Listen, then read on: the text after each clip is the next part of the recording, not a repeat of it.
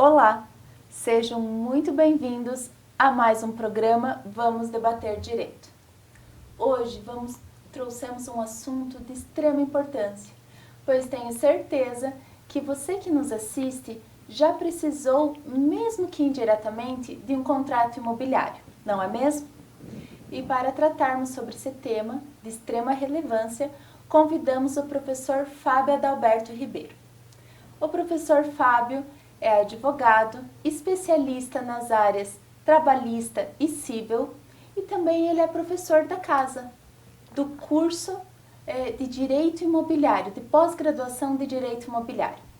Professor Fábio, primeiramente, muito obrigado por ter aceito o nosso convite e é um prazer tê-lo aqui conosco.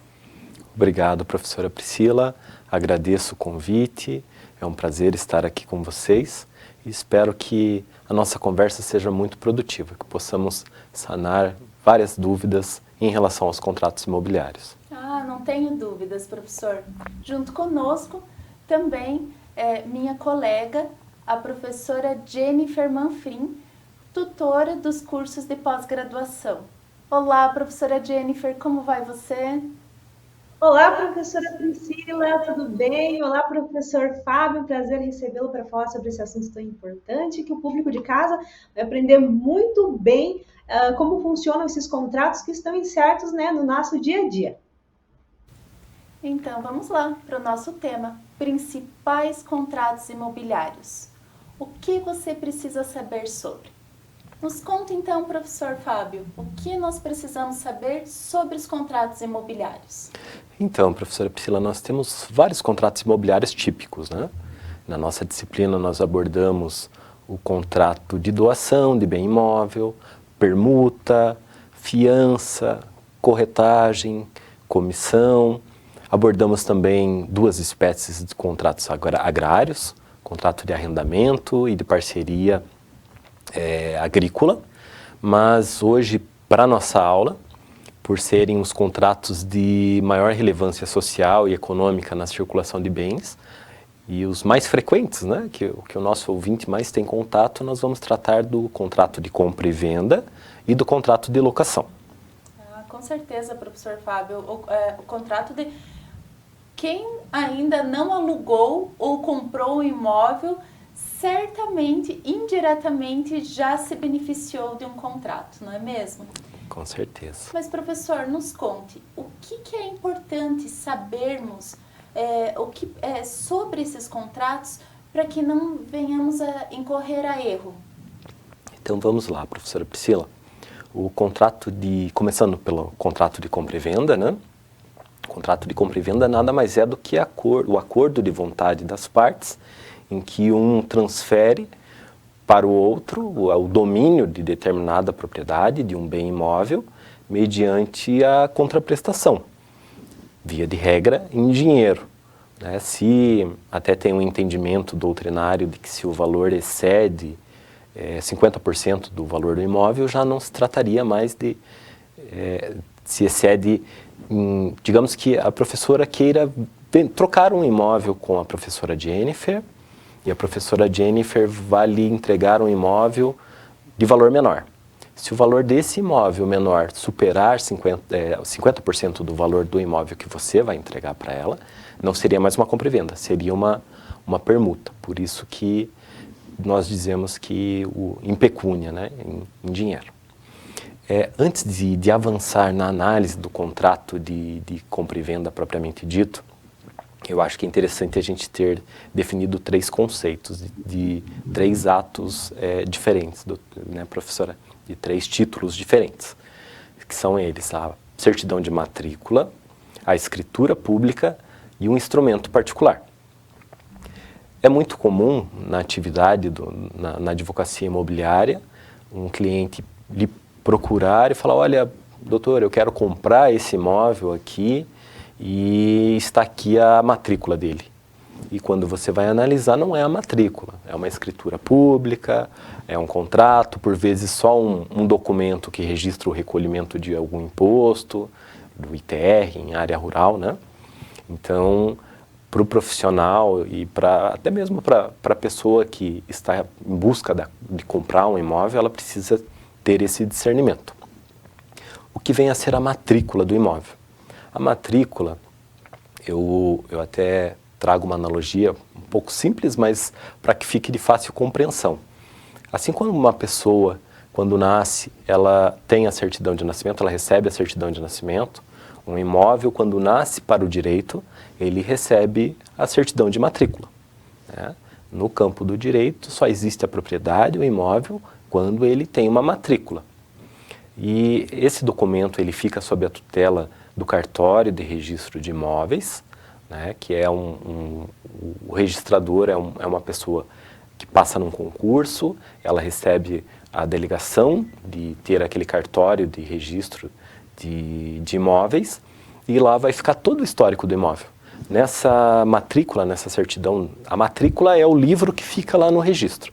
E o que nós levamos para casa é a certidão da matrícula. Nessa certidão da matrícula vai constar a descrição desse imóvel, onde ele está localizado, qual é a área, quais são os confrontantes, com quem ele faz divisa, toda a cadeia dominial, de quem veio esse imóvel, por qual valor ele foi adquirido, se esse imóvel foi financiado, se esse financiamento foi quitado, se ele depois foi dado em garantia, essa garantia foi quitada. Enfim, toda a vida do imóvel vai constar na matrícula, né, na certidão de matrícula do imóvel. Interessantíssima analogia, professor, com a certidão de nascimento, né? Então ali consta a matrícula do imóvel, a vida do imóvel, né? Isso. Toda a história do imóvel consta nessa matrícula. Sim, esse é o documento básico, né, para toda pessoa que está em busca da compra ou da venda do imóvel, é ter a certidão da matrícula.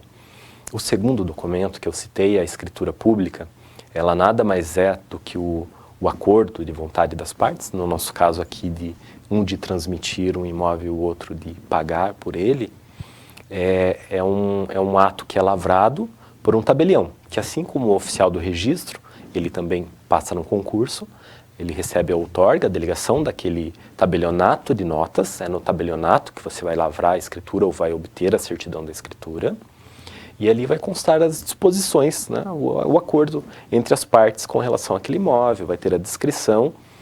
E um fato bem curioso, e que as pessoas precisam estar atentas, é que a lei, o artigo 108 do Código Civil diz assim, que todo negócio que busque transferir, gravar, alienar um bem cujo valor exceda 30 vezes o salário mínimo, deve se dar por escritura pública, né? Então, se você tem um imóvel que o valor dele é de 50 mil, né, considerando o salário hoje, para que você consiga chegar na matrícula, e só com a matrícula você vai ter a propriedade, você vai precisar lavrar uma escritura pública. E na sequência nós teríamos um instrumento particular. Daí a professora pode me perguntar, mas se é necessário, acima de 30 vezes o salário, que seja feita a escritura pública, por que então eu vou fazer um instrumento particular? Primeiramente, tem essa exceção, né? Se for um imóvel de baixo valor, é pouco provável que aconteça, mas se for, né, você não precisa ter o gasto com a escritura pública. Você já pode partir direto do instrumento particular para a matrícula do imóvel. É claro, apresentando juntamente com esse instrumento particular todas as certidões que serão exigidas. E nesse instrumento particular, existe uma outra exceção também, que é com relação ao instrumento preliminar, né? Se eu tenho a intenção de comprar um imóvel da professora e nós sabemos que entre a data, né, que eu demonstrei que nós externamos essa intenção, que nós chegamos a um ajuste e a lavratura da escritura, tem um lapso grande. E tanto a professora quer ter a segurança de que eu não vou vender para outro, como eu quero ter a segurança de que eu vou ter os gastos para obter as certidões, né? Talvez eu queira comprar um outro imóvel, me programar, de que a professora não vá desistir. Então é muito comum na prática imobiliária que seja feito um instrumento preliminar. Um instrumento no nosso caso aqui seria de promessa de compra e venda. Nós temos firmamos um contrato dispondo e nesse instrumento você vai poder detalhar é recomendável não só pela questão da segurança, mas até para que quando você leve isso para o tabelionato, ele se intere das condições especiais que você tem com relação àquele negócio, né? Com relação eu quero estabelecer uma cláusula de retrovenda, de direito de preferência. E isso, o tabelionato, via de regra, você chega lá, ele vai lavrar a escritura. Eu quero lavar uma escritura de compra e venda, ele vai lavrar a escritura de compra e venda, ele não vai ficar entrando em pormenores. E você, quando fez esse contrato, você pode detalhar de uma forma melhor e ter essa segurança. Professor, então... Professor. Pois não. Pode falar, professora Jennifer. Eu acho muito interessante falarmos sobre esse assunto agora, principalmente aqui no Brasil, que a gente sabe que o número de compra de posse é muito grande, né? As pessoas elas não compram a propriedade e depois tem um grande incômodo para conseguir fazer uma ação de um capião para conseguir realmente adquirir a propriedade do imóvel. Levando isso em consideração, professor, o senhor, quais são os pontos fundamentais que o senhor entende que nós devemos observar quando vamos comprar um imóvel, quando nós queremos adquirir de fato a propriedade do imóvel? E alguma série de requisitos que devem ser observados, na sua opinião? Então, professora Jennifer, eu agradeço a ponderação e pelo seguinte, né, esse comentário da professora trouxe à tona um ponto muito relevante, que é também saber distinguir o que é uma propriedade do que é uma posse, e ainda temos o caso da detenção. Como eu disse, na prática imobiliária é comum que a pessoa apresente um documento diverso, um instrumento particular, e fala, olha, eu quero adquirir esse imóvel. Se ela tem uma posse, eu não vou fazer um contrato de compra e venda, eu vou fazer um contrato de cessão de direitos possessórios. Se ela tem o direito de herança sobre aquele imóvel, mas ainda não foi inventariado, eu também não vou fazer uma compra e venda, né? Vou fazer um contrato de cessão ou promessa de cessão de direitos hereditários. A propriedade, ela só se dá com um registro na matrícula. Para a pessoa ter a propriedade, ela precisa apresentar a matrícula. E já a posse, a pessoa detém apenas um dos requisitos, um dos atributos da propriedade, né? O direito de usar, gozar, dispor ou reaver a coisa. Nesse caso do uso capião, que a professora comentou, a pessoa tem a intenção, né, ela tem o ânimos domini, ela se vê como proprietário daquele bem, mas ainda não tem a matrícula. E nesse caso, via de regra, o valor é depreciado, porque tem um custo para chegar na matrícula, para ter essa regularização. E por isso acaba tendo um valor de mercado menor. Nesse ponto que eu gostaria de chegar, professor Fábio. Então, eu vou voltar aqui um pouquinho no que o professor falou antes em relação à escritura pública, que é só acima de 30 salários mínimos que é obrigada a escritura pública, correto? Correto. Então, digamos um exemplo. Eu compro da professora Jennifer uma vaga de garagem que custa 20 mil. Logo, não preciso fazer essa escritura pública. Correto. Correto? Porém, como que eu faço daí para constar na matrícula essa compra e venda, na matrícula desse imóvel? Nesse caso, não vai ser preciso fazer um instrumento particular preliminar, né? Você já pode partir para um instrumento de compra e venda, no qual você vai reduzir a termo, né, todos os ajustes com relação a essa venda, e acompanhado das certidões exigidas pelo registro de imóveis, você vai dar entrada no registro de imóveis, vai efetuar o pagamento dos emolumentos e o registro, no prazo que normalmente é de 30 dias, vai te devolver a matrícula com o registro dessa compra, com a professora Priscila sendo agora a proprietária dessa vaga, né? Desde que seja, digamos que num condomínio, desde que a professora também tenha uma unidade dentro desse condomínio, não pode vender para um terceiro. Esse é um entendimento jurisprudencial, né, que bastante aplicado. Interessante. Então, eu posso fazer um contrato particular, eu e a Jennifer, de compra e venda, correto? Correto. E daí levar direto esse contrato. Esse é o chamado, professor, contrato de gaveta? Isso, né, é um termo muito utilizado, né? Mas nesse caso, professora, não vai ser mais um contrato de gaveta, porque você vai tirar da gaveta e vai levar para o registro de imóveis. Isso bem. Né? Mas o que acontece? Além dessa segurança, é necessário uma programação, né, tanto da pessoa que está comprando quanto da pessoa que está vendendo. Por vezes aparece aquela oportunidade no momento e a pessoa quer fazer uso daquela, quer aproveitar, mas tem custo para fazer uma escritura pública, tem uma série de diligências que serão precisas, várias certidões, né? E nesse período você faz um instrumento de promessa quando o valor excede os 30 salários mínimos, né? Aqui de onde nós falamos, no Paraná, o valor teto hoje, que é estabelecido pelo Tribunal de Justiça, ele não é tão alto.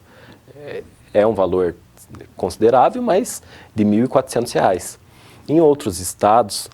Professor, desculpa, então o valor teto é o valor máximo? Isso é o valor máximo que eles podem cobrar para lavrar a escritura. Para lavrar a escritura, R$ 1.400. Isso, mas também você vai ter os aqui custos... no Paraná. Isso, você vai ter os custos com imposto, o ITBI, né, o Imposto de Transmissão de Bens Imóveis, os custos com certidões, por vezes diligências de despachante. É muito comum o tabelionato trabalhar com despachante, de cobrar para obter algumas certidões, né? Isso tudo você requer uma programação, e por isso que para você ter essa segurança e ter um tempo para poder trabalhar, é necessário um instrumento particular de promessa. Em outros estados, por exemplo, Mato Grosso do Sul, São Paulo, que dependendo do valor do imóvel, o valor da escritura é alto também. O teto é na casa dos 20 mil, né, para lavrar uma escritura. Sim, é um valor bem significativo. Sim, imagina, de R$ 1.400, né? E isso é estadual. Quem define é o Tribunal de Justiça de cada estado, né? Tem uma tabela de emolumentos para cada estado. E, enfim, o mais desejável é que a pessoa já possa fazer o quanto antes, mas para ter essa segurança, teria esse instrumento. Voltando para aqueles conceitos que foram puxados pela professora Jennifer, né, de propriedade e posse, nós temos ainda um terceiro, que a pessoa precisa ficar muito atenta, né, que é o de detenção. O que acontece? Por vezes, a pessoa não tem a propriedade e nem a posse de um imóvel público, por exemplo. Isso acontece muito às margens de rodovias, né? Você passa e verifica uma construção ali na faixa de domínio, né, numa faixa de 15 ou 30 metros da margem da estrada. E a pessoa quer vender aquela área. Ela pode vender a construção que tem ali, mas ela não pode vender aquela área porque a área pública não é passível de uso capião, não é passível de posse, né, com ânimos de domínio. No máximo, ela vai ter uma detenção. Nunca vai conseguir converter aquilo em propriedade, né? Assim como é a relação, por exemplo, do inquilino no imóvel. Ele está ali em relação de um contrato de locação. Embora ele tenha a posse direta daquele imóvel, não é uma posse com ânimo de domínio, né, de se converter em proprietário daquilo. Ele está ali pela relação contratual com o proprietário. Então, temos aí a diferença de matrícula, escritura e instrumento particular, e também de propriedade, posse e detenção. O primeiro passo para todo profissional e para toda pessoa que queira adquirir um imóvel é ter essas definições em mente, para não comprar uma posse achando que está adquirindo uma propriedade, ou pior, uma área de detenção, que ela pode ser removida dali a qualquer tempo, imaginando se tratar de uma propriedade, né? Tendo essas definições, com relação ao contrato de compra e venda propriamente dito, nós utilizamos hoje no meio imobiliário o termo due diligence fundiário, que nada mais é do que você fazer análise de toda a documentação. O primeiro documento é a matrícula, e não basta ser a certidão da matrícula antiga. É preciso que seja uma certidão atualizada, né? Hoje em dia... Como a gente adquire, professora, essa certidão atualizada? Então, professora, hoje nós temos a vantagem, né, com os meios de telemáticos, né, de obter isso via internet. Antigamente era preciso se deslocar até o registro da entrada, aguardar o prazo de 5 dias para voltar e ter esse documento. Hoje em dia tem uma plataforma online que é mantida pelos cartórios, né, um convênio com o CNJ, enfim, que é o registradores.org. Você cria um login, faz o pagamento das custas e obtém a matrícula direto por esse site. Você vai pesquisar qual é o município, qual é a comarca, qual é o cartório de registro, indica o número da matrícula, ou por vezes o CPF do proprietário, é possível também, e você vai ter essa certidão atualizada. E qual que é a importância de ter uma certidão atualizada, professor? É o que acontece. Digamos que a professora esteja comprando da professora Jennifer um apartamento, né? A professora quer ter a segurança de que esse imóvel não tem nenhuma restrição, de que ele não tem nenhuma penhora, disponibilidade. Digamos que a professora Jennifer contraiu uma dívida. Professora Jennifer. E não pagou. O credor da professora Jennifer vai poder executar essa dívida e indicar esse bem, não sendo bem de família, indicar esse bem à penhora. E a professora Jennifer talvez, peraí, eu vou me livrar antes de receber um valor, antes de que esse imóvel seja levado a leilão, né? E apresenta uma certidão desatualizada. A penhora foi averbada ontem e ela te apresenta uma certidão de 5 dias atrás. A professora vai precisar obter, e preferencialmente diretamente junto ao registro de imóveis, a certidão atualizada para ter toda a segurança de que aquele imóvel não sofre nenhuma disponibilidade, nenhuma restrição, e de que ele realmente é passível de compra, né? De que a área dele realmente é aquela que a pessoa está te ofertando, de que não incide sobre ele nenhuma hipoteca, que aquele imóvel não está em processo de uso capião, de desapropriação, uso capião por terceiro, nada do gênero. Esse documento é o essencial. É o documento principal. Então, quando Sim. eu vou adquirir um imóvel, primordial é obter a certidão de matrícula atualizada, que é aquela matrícula que a gente falou que consta a vida inteira do imóvel. Isso, Ela justamente. tem que estar atualizadinha para saber se não tem nenhuma dívida, nada que lhe foi dado em garantia, isso mesmo. E de preferência acompanhada ainda da certidão negativa de ônus, né? Porque nela o registro de imóveis vai indicar, olha, talvez não tenha o registro, mas tem aqui um processo de hipoteca para ser registrado. E fazendo análise desse documento, você vai ter a segurança de que você está adquirindo aquilo que você pretende. Professor, você falou uma coisa que me deixou assim com a pulga atrás da orelha, digamos. O professor falou em cláusula de retrocesso. O que seria essa cláusula de retrocesso num contrato de compra e venda de um imóvel? É a cláusula de retrocesso ou também é uma cláusula que você, de retrovenda, né? Ah, desculpa, retrovenda. Não, mas são sinônimos, né? Uhum. E a cláusula de retrovenda, e aí a importância de você obter não apenas a certidão de matrícula, mas também o título que deu origem ao registro para aquela pessoa que está lhe vendendo. Porque nessa cláusula de retrovenda, digamos que eu tenho um imóvel e eu vendo para a professora Priscila com a cláusula dispondo que eu vou poder recomprar esse bem em determinado prazo. E a professora Priscila resolve revender esse imóvel para a professora Jennifer. Não dou atenção para a cláusula, não me preocupo com ela, acho que está ali só para bonito. Isso. Ainda que não esteja averbada na matrícula essa cláusula, eu vou poder opor ela contra a professora Jennifer, porque o entendimento é de que ela não é uma cláusula de direito real, mas sim pessoal. E daí eu vou chegar lá para a professora Jennifer, que já está instalada no imóvel, que está faceira, né, fez todas as benfeitorias que ela queria, e vou falar, olha, professora Jennifer, eu vendi esse imóvel para a professora Priscila, com uma cláusula de retrovenda, e agora eu quero fazer uso e estou aqui depositando o dinheiro, né, que eu paguei corrigido, e eu quero reaver esse bem. E ela, infelizmente, não vai poder se opor a isso. Mas, professor, digamos que o imóvel, quando eu comprei do professor, eu comprei por 200 mil. Uhum. Só que daí a professora Jennifer, por sua vez, eu vendi ele para a professora Jennifer por 400 mil. E aí, nesse caso, você vai pagar os 400 mil para a professora Jennifer, o valor que ela mais atualizações? A lei diz que é o valor de mercado, né?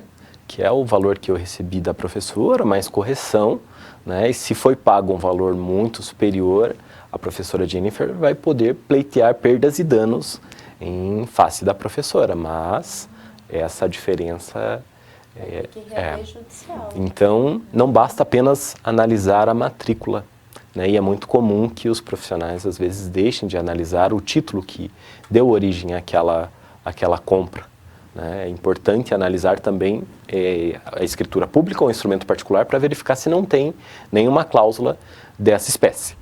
Então, nós falamos aqui de 2 documentos relacionados ao imóvel, né? Ainda relacionado ao imóvel, nós precisamos ter a certidão de dívidas fiscais, a certidão, se tratando de um apartamento, de negativa de dívida de condomínio, por exemplo, porque essas dívidas elas vão acompanhar o bem, né? E nesse caso, digamos que eu vendi para a professora e tinha uma dívida ali de condomínio, e não foi exigida, foi dispensada a certidão do condomínio, a professora vai poder responder por essa dívida. Ou seja, eu comprei um imóvel seu, o imóvel estava com muitas dívidas condominiais, e mesmo assim quem vai ter que pagar é o adquirente. No caso, eu que adquiri o imóvel, sendo que as dívidas do condomínio eram em outro período. A dívida acompanha o bem, né? Acompanha o bem. Então, a importância de ter uma análise detalhada de toda a documentação do imóvel, né? Importantíssimo, né? Imóvel rural ainda tem a questão ambiental, né? Precisa verificar o cadastro ambiental rural da propriedade, ITR, CCIR. Dependendo da área, hoje tem a questão do georreferenciamento. Enfim, são vários documentos que precisam ser analisados, né? Nós falamos aqui dos essenciais, digamos assim, mas com relação à propriedade são esses documentos, e também com relação à pessoa que está vendendo. É preciso que sejam coletadas as certidões negativas de distribuidor, né, para verificar se não tramita nenhuma ação de ações trabalhistas, ações fiscais, dívidas trabalhistas. Esses tempos eu me deparei com uma situação, né, auxiliando um colega de profissão, que o cliente dele comprou um imóvel e na matrícula não constava nenhum apontamento, e ele tirou o cartório, o tabelionato na época falou, olha, ou você pede ou você dispensa a certidão. E ele optou por dispensar a certidão porque não tinha o conhecimento, né, a fundo da repercussão. E depois de tempo ele foi surpreendido com aquele imóvel sendo levado à asta pública, né, um leilão judicial, como a gente chama, porque na certidão trabalhista, naquela época já tramitava contra a pessoa que vendeu uma ação trabalhista. E o juiz trabalhista entendeu que havia fraude contra credores, porque ele se desfez do patrimônio nesse período para não saldar essa dívida, que era um valor significativo. E daí pode acontecer de a pessoa responder por uma dívida do outro. A pessoa não, né? O imóvel. Né? Ela acaba perdendo, e daí vai poder ingressar contra a pessoa que vendeu, e que, se já fez isso, há um indicativo de má-fé, né? Exatamente, então, que não tem muitos bens a quitar, né? Sim, pra ajudar, sim. Então, é de extrema relevância que sejam feitas todas essas diligências com relação à documentação do imóvel e também com relação à documentação de quem está lhe transferindo esse bem. Então, esses Meu Deus, muito, muito interessante, professor Fábio. Tem que prestar muita atenção realmente para não correr em erros que podem levar a problemas futuros, como responder por ações judiciais, não é? Mas eu estou ouvindo aqui da produção que nosso tempo já está se esgotando, professora Priscila. Passou voando o tempo. Olha, passou voando, né? Quando o assunto é super interessante e a conversa é boa, realmente passa voando. Professora, então eu vou deixar aqui um tempinho para o professor fazer as suas considerações finais. Então, agradeço, né, professora? Foi um prazer estar com vocês aqui, né? Espero estar numa próxima oportunidade para a gente poder detalhar outras modalidades de contrato, né? Agradeço mais uma vez e até uma próxima. Professor, nós que agradecemos a sua disponibilidade a trazer esse assunto de suma importância, tão importante. Professora Jennifer. Foi um prazer recebê-lo, professor. Aguardamos o senhor de novo para falar sobre outros contratos. Professora Priscila, um enorme prazer estar com você de novo. E nossos telespectadores, né? Um grande beijo. E nos encontramos no próximo programa Vamos Debater Direito. Até lá!